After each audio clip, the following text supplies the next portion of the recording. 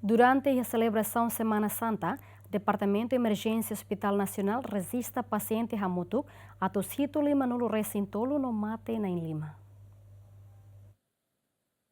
Dados do Departamento de Emergência Hospital Nacional e a celebração Semana Santa ne behahu husi loron sanulo resinhito to loron ruanulo resinida fulan abril ne Hospital Nacional resiste paciente ne behalo tratamento e a sala emergência hamuto katu situ lima nulo resintolo husi número ne na lima mate sefi Departamento de Emergência hatete husi número paciente ne bema Hospital Nacional resiste ne maioria fericatuas homoros pulmão tensão no mos stroke no balabari kiksira maioria mora sisbot no dengue mate emergência ne na lima ne ma ida ne be maniam mai ne maten hedala nega agora de mate emergência ansa ode mai ne mai hok condição ne ma grave e hatia horas 7 horas 5 cada vez balu bele toti hane 24 jam tamba fatin helara na kono to ikusnya hakutu isi emergência na mutuk nai hat moras maioria ne be ma presente emergência ma moras ba idade sernia ma pulmão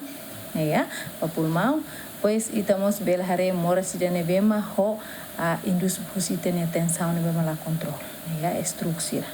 de nema agora a barak apresenta emergência a balabar que conservamos isbot no mos dengue husi número paciente atus hitu lima nulo resintolo ne incluímos acidente tráfico hamutuk tolo nulo resinhat Santina de Jesus Tito Silva GMN